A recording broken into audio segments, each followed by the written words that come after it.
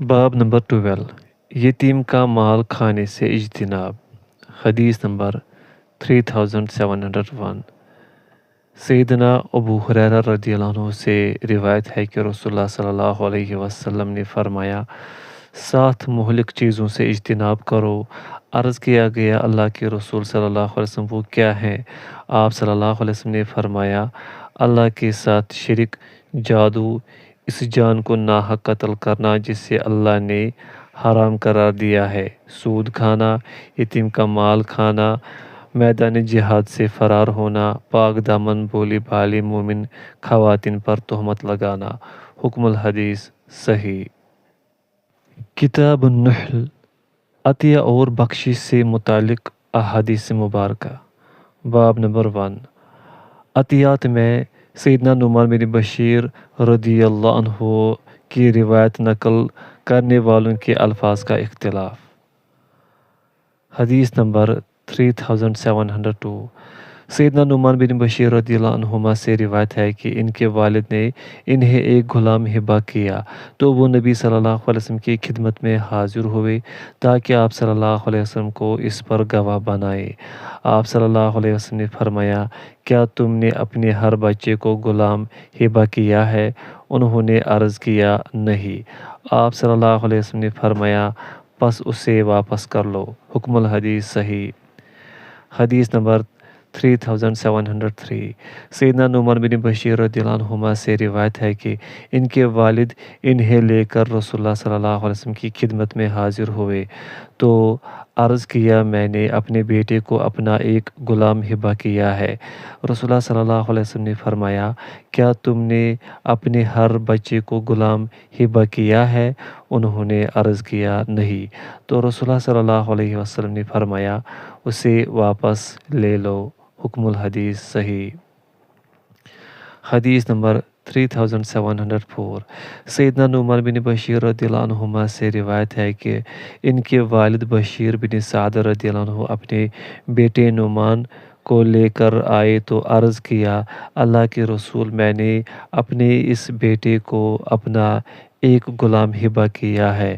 رسول اللہ صلی اللہ علیہ وسلم نے فرمایا کیا تم نے اپنے سارے بیٹوں کو غلام ہبہ کیا ہے؟ انہوں نے عرض کیا نہیں۔ آپ صلی اللہ علیہ وسلم نے فرمایا تو پھر اسے واپس کر لو۔ حکم الحدیث صحیح۔ حدیث نمبر 3705 سیدنا بشیر بن سعد رضی اللہ عنہ سے روایت ہے کہ وہ سیدنا نعمان بن بشیر رضی اللہ عنہ کو لے کر نبی صلی اللہ علیہ وسلم کی خدمت میں حاضر ہوئے تو عرض کیا میں نے اپنے اس بیٹے کو ایک غلام ہبہ کیا ہے، اگر آپ اسے جائز قرار دے دیں تو میں اسے جائز قرار دیتا ہوں۔ رسول اللہ صلی اللہ علیہ وسلم نے فرمایا کیا تم نے اپنے سارے بیٹوں کو غلام ہبہ کیا ہے؟ انہوں نے عرض کیا نہیں۔ آپ صلی اللہ علیہ وسلم نے فرمایا اسے واپس کر لو۔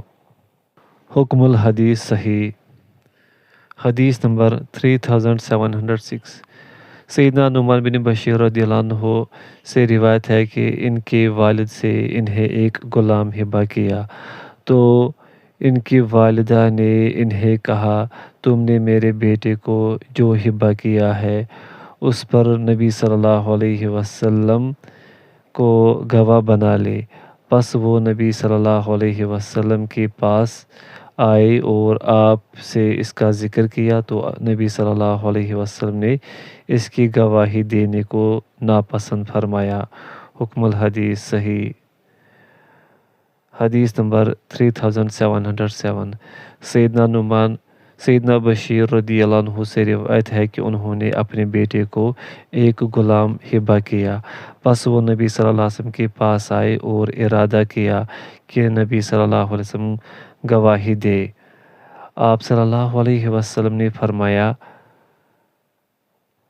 کیا تم نے اپنی ساری اولاد کو اسی طرح ہبہ کیا ہے؟ انہوں نے کہا نہیں۔ فرمایا اسے واپس کر لو۔ حکم الحدیث صحیح۔ حدیث نمبر 3708۔ عروہ نے اپنے والد سے روایت کیا کہ سیدنا بشیر رضی اللہ عنہ نبی صلی اللہ علیہ وسلم کے پاس آئے تو عرض کیا، اللہ کے نبی، میں نے نعمان کو ایک غلام ہبہ کیا ہے۔ آپ صلی اللہ علیہ وسلم نے فرمایا، کیا تم نے اس کے بھائیوں کو بھی دیا ہے؟ انہوں نے عرض کیا، نہیں۔ فرمایا، اسے واپس کر لو۔ حکم الحدیث صحیح۔ حدیث نمبر 3709۔ سیدنا نعمان رضی اللہ عنہ نے بیان کیا، ان کے والد انہیں نبی صلی اللہ علیہ وسلم کے پاس لے کر گئے تو عرض کیا، گواہ رہیے کہ میں نے نعمان کو اپنے مال میں سے اتنا اور اتنا مال عطا کیا۔ آپ صلی اللہ علیہ وسلم نے فرمایا، جتنا تم نے نعمان کو دیا ہے، کیا اتنا تم نے اپنے سارے بیٹوں کو دیا ہے؟ حکم الحدیث صحیح۔ حدیث نمبر 3710۔ سیدنا نعمان رضی اللہ عنہ سے روایت ہے کہ اس کے والد اسے لے کر نبی صلی اللہ علیہ وسلم کے پاس آئے تاکہ آپ کو اس ہدیہ پر گواہ بنائے جو انہوں نے صرف اسے ہی دیا تھا۔ آپ صلی اللہ علیہ وسلم نے فرمایا، کیا تم نے اپنی ساری اولاد کو اسی مثل عطیہ دیا ہے جتنا اسے دیا ہے؟ انہوں نے عرض کیا، نہیں۔ آپ صلی اللہ علیہ وسلم نے فرمایا، میں کسی چیز پر گواہ نہیں بنتا، کیا تمہیں پسند نہیں کہ وہ سارے تجھ سے برابر سا اچھا سلوک کرے؟ انہوں نے عرض کیا، جی کیوں نہیں؟ آپ صلی اللہ علیہ وسلم نے فرمایا، تب اس طرح کیوں نہیں؟ حکم الحدیث صحیح۔ حدیث نمبر 3711۔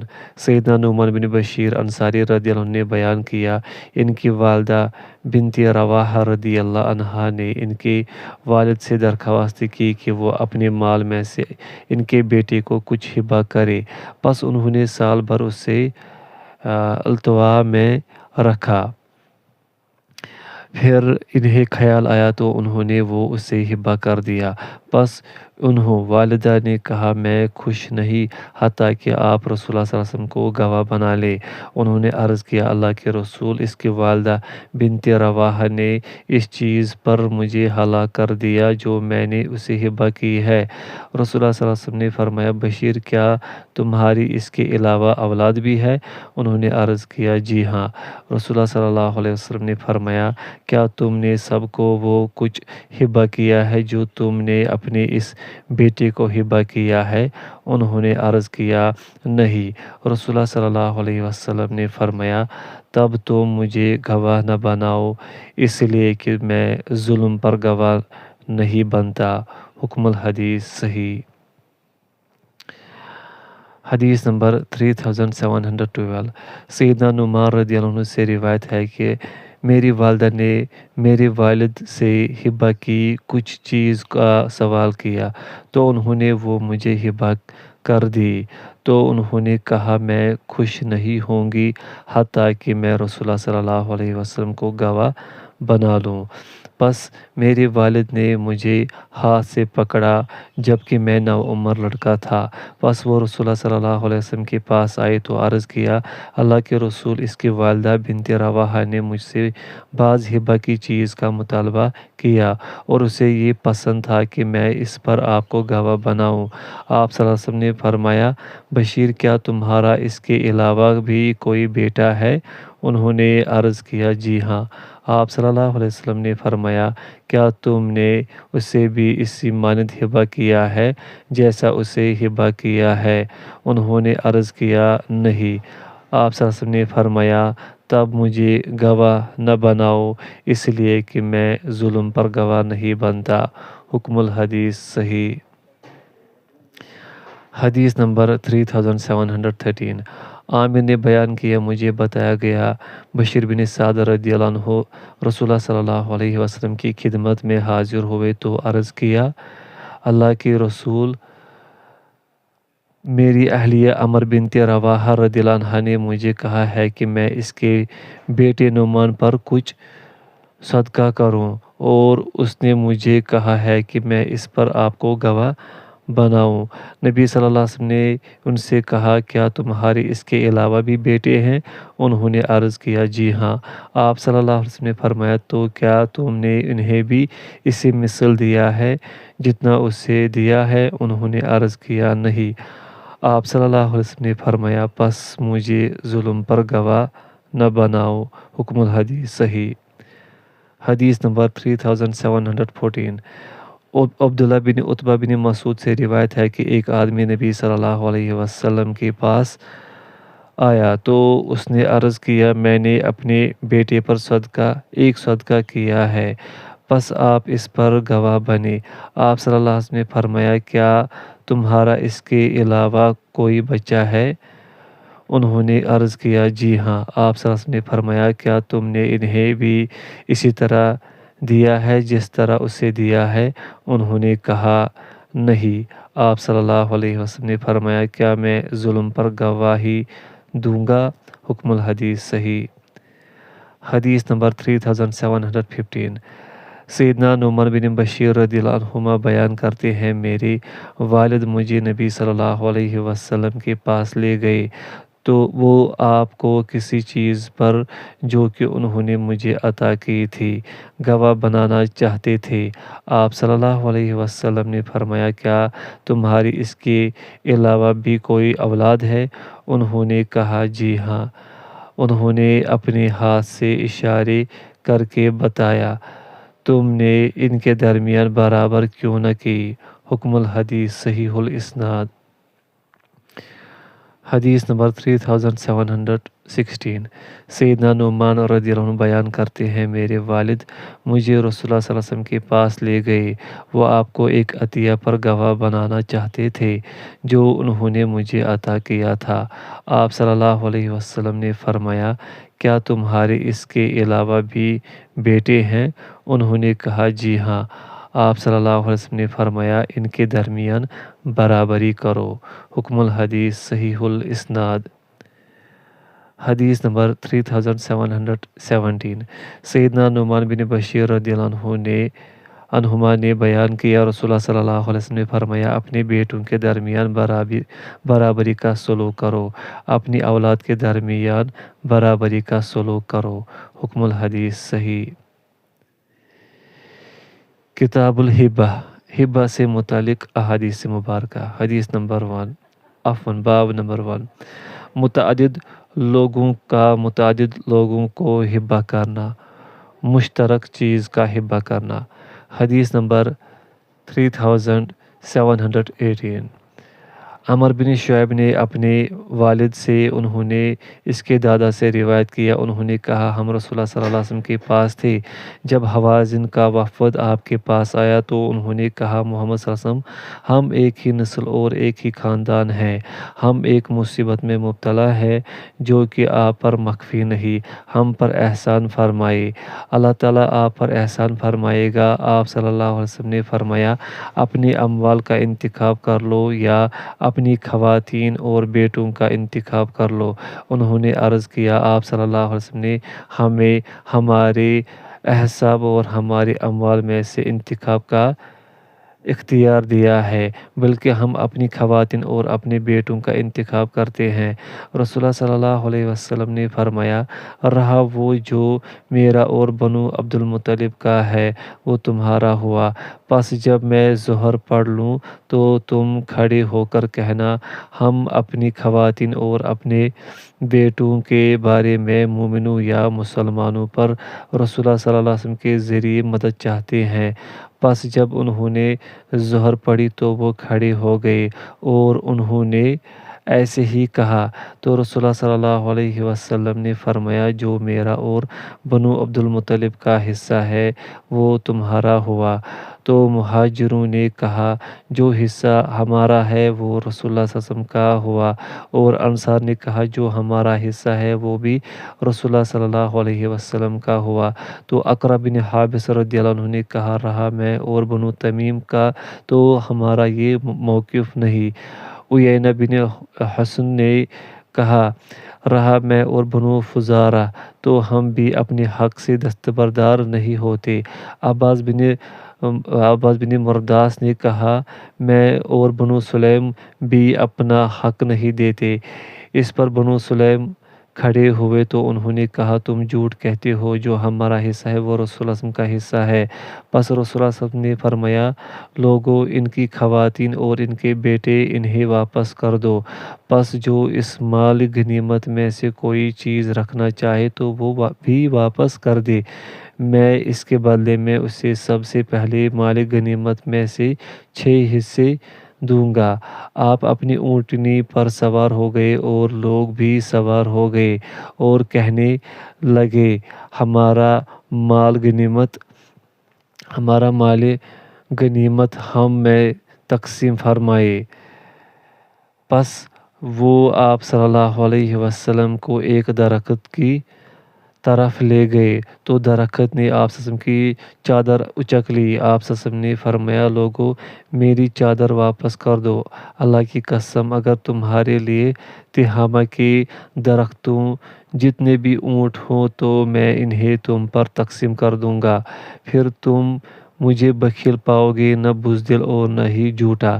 پھر آپ صلی اللہ علیہ وسلم ایک اونٹ کے پاس آئے تو آپ نے اس کے کوہان سے اپنی انگلیوں کے درمیان کچھ بال لے کر فرمایا مال غنیمت میں سے صرف خمس کے علاوہ میرے لیے اتنا سا بھی حلال نہیں، اور خمس بھی تو میں ہی تقسیم کر دیا جاتا ہے۔ پس ایک آدمی بالوں کا گچھا لے کر آپ صلی اللہ علیہ وسلم کے سامنے کھڑا ہوا تو اس نے عرض کیا میں نے یہ اپنے اونٹ کے پالان کی چادر درست کرنے کے لیے لیا تھا۔ آپ صلی اللہ علیہ وسلم نے فرمایا رہا وہ حصہ جو کہ میرا اور بنو عبد المطلب کا ہے سو وہ تمہارا ہوا۔ تو اس نے عرض کیا صورتحال یہاں تک پہنچ گئی ہے تو پھر مجھے اس بالوں کے گچھے کی کوئی ضرورت نہیں۔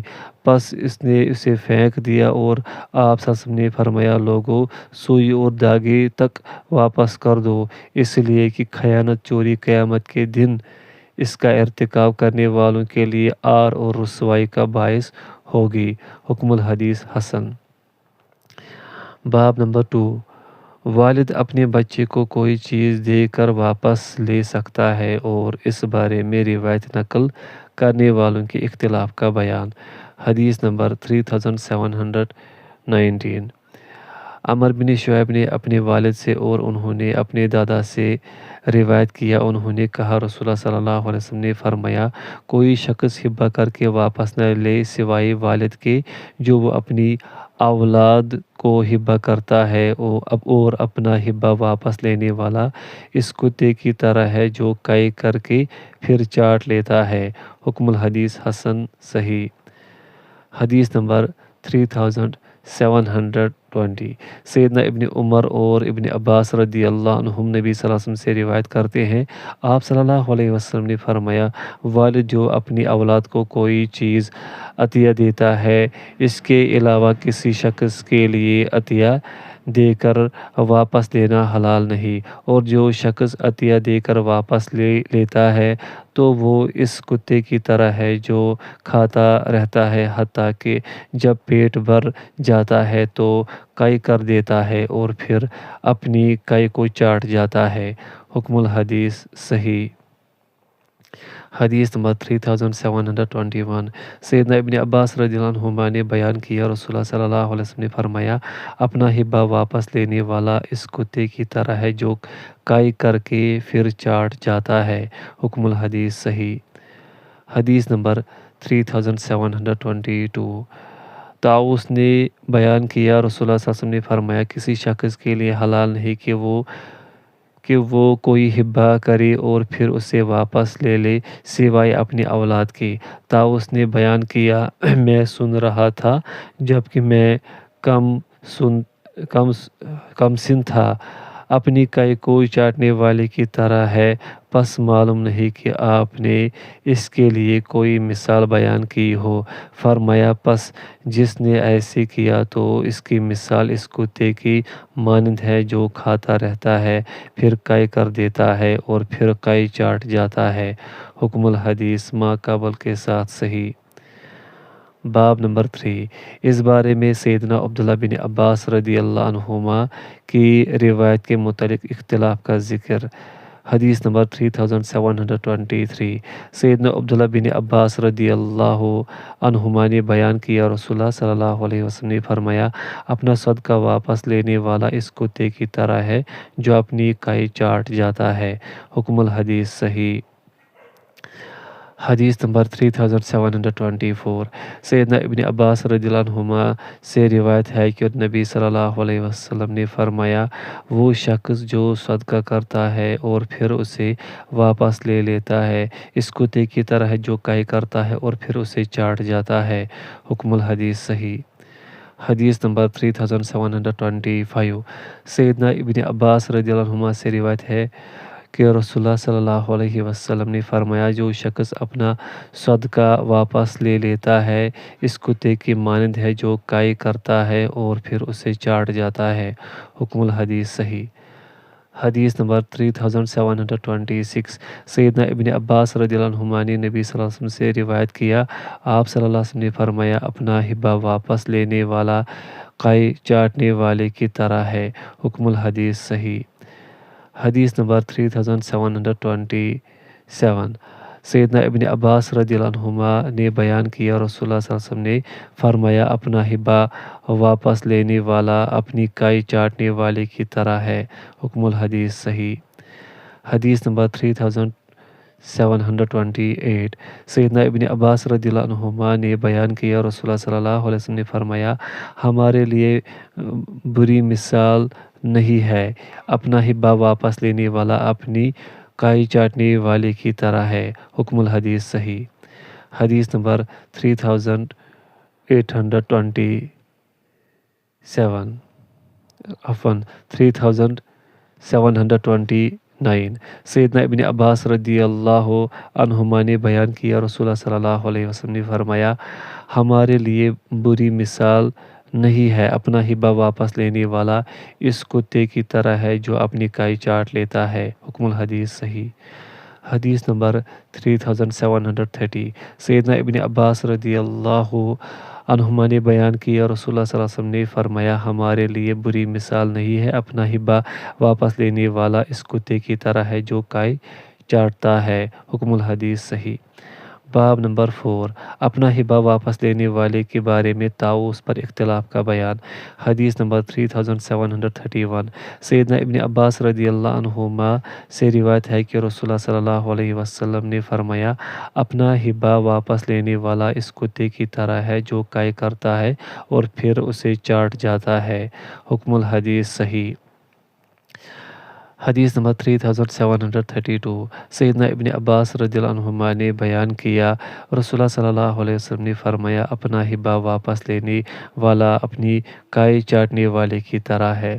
حکم الحدیث صحیح۔ حدیث نمبر 3733 سیدنا ابن عمر اور ابن عباس رضی اللہ عنہم نے بیان کیا رسول اللہ صلی اللہ علیہ وسلم نے فرمایا کسی شخص کے لیے حلال نہیں کہ وہ عطیہ دے اور پھر اسے واپس لے لے سوائے اس کے جو والد اپنی اولاد کو دیتا ہے اور وہ شخص جو عطیہ دے کر واپس لے لیتا ہے اس کی مثال اس کتے کی مانند ہے جو کھاتا ہے حتیٰ کہ جب وہ شکمسیر ہو جاتا ہے تو کائی کر دیتا ہے اور پھر اسے چاٹ جاتا ہے۔ حکم الحدیث صحیح۔ حدیث نمبر 3734 طاؤس سے روایت ہے کہ رسول اللہ صلی اللہ علیہ وسلم نے فرمایا کسی شخص کے لیے حلال نہیں کہ وہ کوئی ہبہ کرے اور پھر اسے واپس لے لے سوائے والد کے۔ طاؤس نے فرمایا میں بچوں کو بیان کرتے ہوئے سن رہا تھا اے اپنی کائی چاٹنے والے اور مجھے معلوم نہیں کہ رسول اللہ صلی اللہ علیہ وسلم نے یہ مثال بیان کی حتیٰ کہ ہمیں معلوم ہوا کہ آپ صلی اللہ علیہ وسلم نے یہ مثال بیان کی حتیٰ کہ ہمیں معلوم ہوا کہ آپ صلی اللہ علیہ وسلم فرمایا کرتے تھے اس شخص کی مثال جو ہبہ کرتا ہے اور پھر اسے واپس لے لیتا ہے کتے کی مانند ہے جو اپنی کائی چاٹ جاتا ہے۔ حکم الحدیث ما قبل اور ما بعد کے ساتھ صحیح۔ حدیث نمبر 3735 طاووس بیان کرتے ہیں کہ نبی صلی اللہ علیہ وسلم کے کسی صحابی نے ہمیں بتایا کہ آپ صلی اللہ علیہ وسلم نے فرمایا، اس شخص کی مثال جو ہبہ واپس لے لیتا ہے اس کتے کی مانند ہے جو کھاتا ہے پھر قے کر دیتا ہے اور پھر وہ اسے چاٹ جاتا ہے۔ حکم الحدیث صحیح الاسناد۔ کتاب الرقبہ، رقبہ سے متعلق احادیث مبارکہ۔ باب نمبر 1، سیدنا زید بن ثابت رضی اللہ عنہ کی روایت کے بارے میں ابن ابی نجیح پر اختلاف کا بیان۔ حدیث نمبر 3736، سیدنا زید بن ثابت رضی اللہ عنہ نے نبی صلی اللہ علیہ وسلم سے روایت کیا، آپ صلی اللہ علیہ وسلم نے فرمایا رقبہ جائز ہے۔ حکم الحدیث صحیح۔ حدیث نمبر 3737، سیدنا زید بن ثابت رضی اللہ عنہ سے روایت ہے کہ نبی صلی اللہ علیہ وسلم نے رقبہ اس شخص کے لیے مقرر فرمایا جس کے لیے رقبہ کیا گیا ہے۔ حکم الحدیث ما قبل و ما بعد کے ساتھ صحیح۔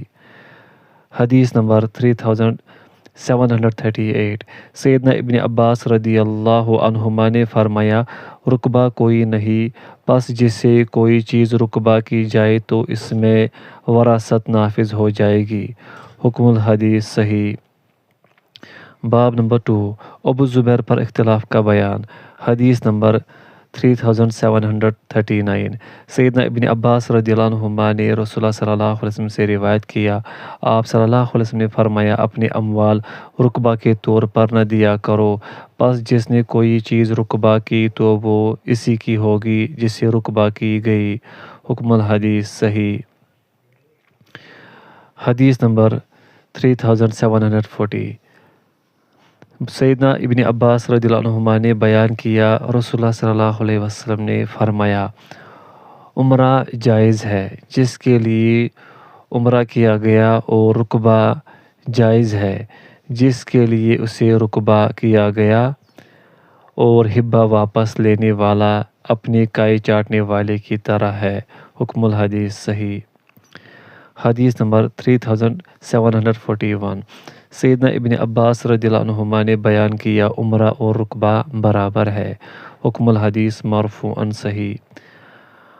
حدیث نمبر 3742، سیدنا ابن عباس رضی اللہ عنہما نے بیان کیا رقبہ حلال ہے نہ عمرہ، پس جسے کوئی چیز عمرہ کے طور پر دی جائے وہ اس کی ہوگی، اور جسے کوئی چیز رقبہ کے طور پر دی گئی وہ اسی کی ہو گئی۔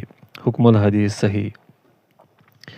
حدیث نمبر 3743، سیدنا ابن عباس رضی اللہ عنہما نے بیان کیا عمرہ جائز ہے نہ رقبہ، پس جس نے کوئی چیز عمرہ کی یا رقبہ کی تو وہ اسی کی ہوگی جسے عمرہ کی گئی اور رقبہ کی گئی، اس کی زندگی میں بھی اور اس کی موت پر بھی۔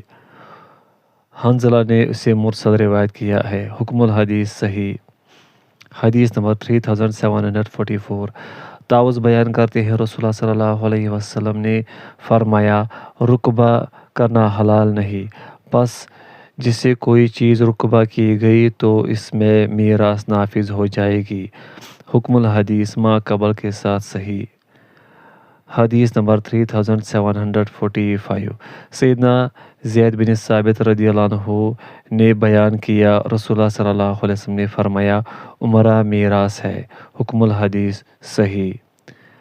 حدیث نمبر 3746، سیدنا زید رضی اللہ عنہ نے بیان کیا رسول اللہ صلی اللہ علیہ وسلم نے فرمایا عمرہ وارث کے لیے ہے۔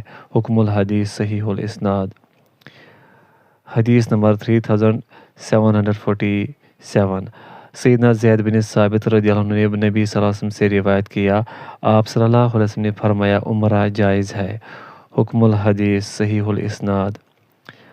حدیث نمبر 3748، سیدنا زید بن ثابت رضی اللہ عنہ نے نبی صلی اللہ علیہ وسلم سے روایت کیا، آپ نے فرمایا عمرہ وارث کے لیے ہے۔ حکم الحدیث صحیح۔ حدیث نمبر 3749، سیدنا زید بن ثابت رضی اللہ عنہ سے روایت ہے کہ رسول اللہ صلی اللہ علیہ وسلم نے فرمایا عمرہ وارث کے لیے ہے۔ واللہ عالم۔ حکم الحدیث صحیح الاسناد۔